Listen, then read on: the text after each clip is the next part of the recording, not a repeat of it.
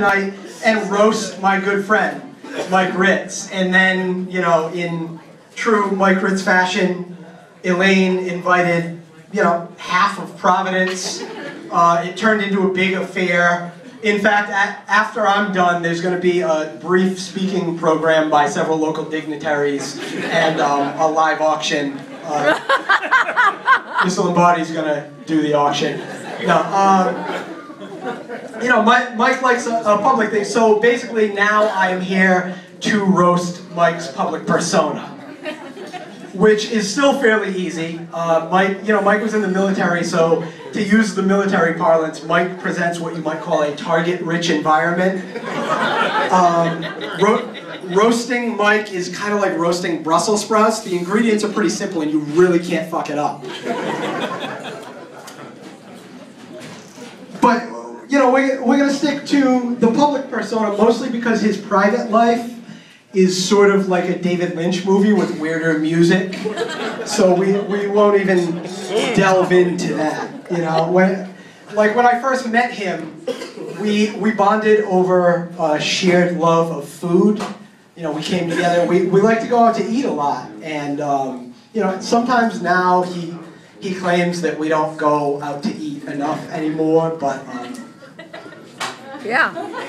You know, Mike used to say that when he was a personal trainer, that his approach was run till you puke.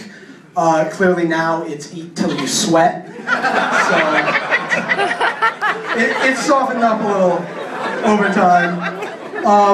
But no, we did bond over food. Actually, our first experience of hanging out together was over our favorite Mexican restaurant, Rancho Grande.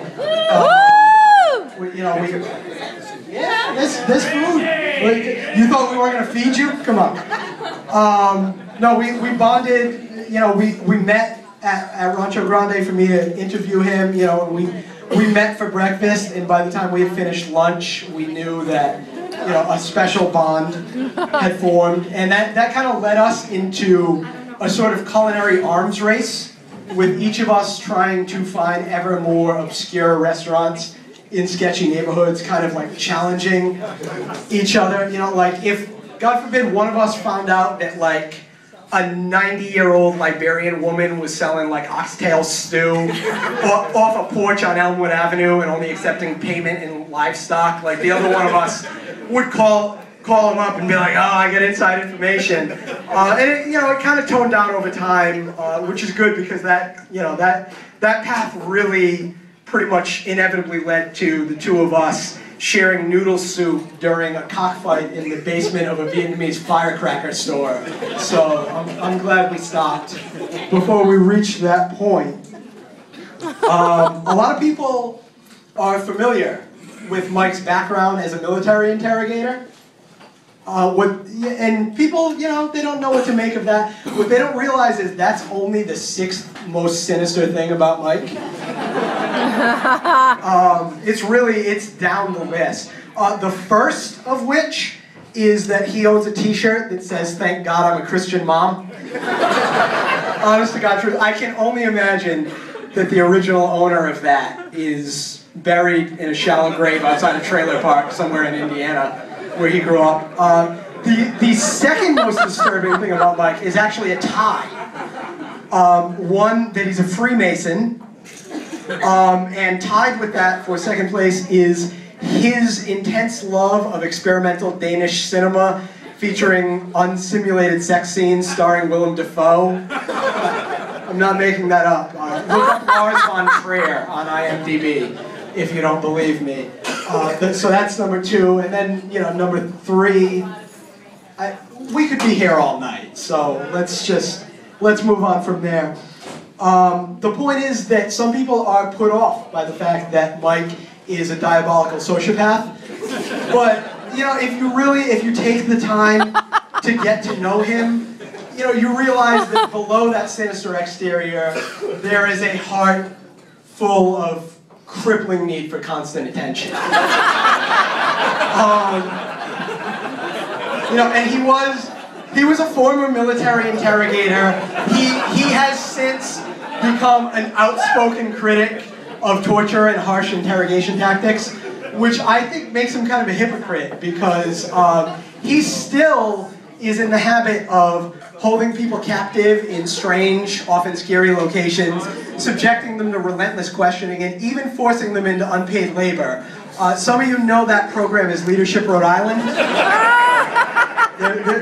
There's a few of you in here that are veterans of that. But he's involved in a lot of other things too. He started an annual celebration of Providence that he hosts at City Hall. It's called I Heart Providence. Mostly because I Heart McRitz was a tough sell for City Hall. That was his original name. He changed it just for diplomatic purposes. He also started West Side Caroling. We all live on the West Side, and he started a caroling event there. Despite the fact that Mike is basically an atheist because he resents all the attention that God gets.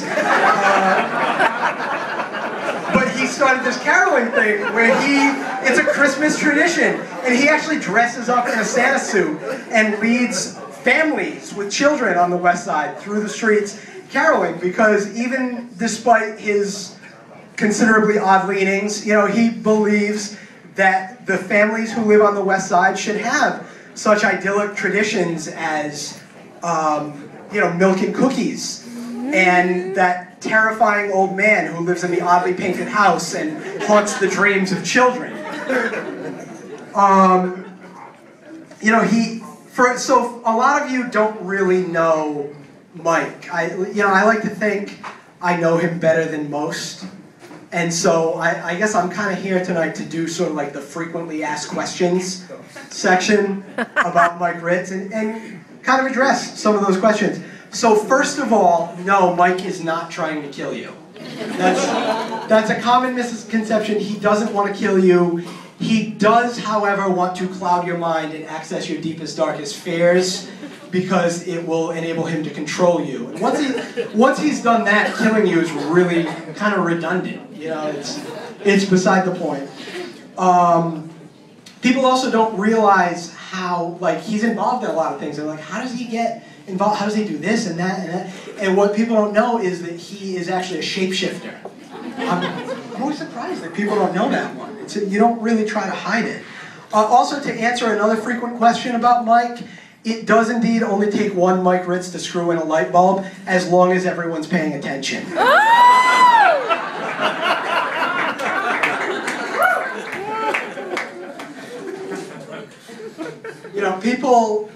People are kind of always curious about his interrogation background. They don't realize that he's trained in Arabic as an interrogator. He can speak Arabic. He doesn't use it so much. He used it a lot as an interrogator, and later on in some private sector work in the United Arab Emirates, whatever that means. He doesn't use it so much anymore. He's gotten a little rusty, but he's still functional. He can use handy everyday phrases like, tell us where the detonators are, or I'm going to hook these jumper cables up to your scrotum, or there's a helicopter waiting for us on the roof of the embassy, Your Excellency. Things like that you need to get by. And he's an expert in waterboarding. He's done, apparently, some of you might have done it. I volunteered. He's appeared on news shows, and people always want to ask him about it, but it's kind of a sensitive topic. He doesn't like to talk about it, because it's kind of like, if you have that friend who works with computers for a living, and then every time your computer crashes, you're asking him to fix it. It's like he doesn't want to hear about it. He's not at work. He's happy to talk about waterboarding with you during office hours, but when he's off duty, it's like, let's relax and enjoy these pig placenta tacos. But if there's anything that I want to say about Mike tonight, it's genuinely that he has been a true friend and mentor to me, to speak to an issue you mentioned earlier today. He's been a really good friend to me, and I consider him one of my close friends. And I was really happy to be here to honor him tonight by taking a shit in front of him, on him in front of half of Providence, as Elaine invited. And I want to thank him for that. And it's his birthday, so we're all here to give him the thing that he really treasures, more truly treasures more than anything else. Attention. Woo!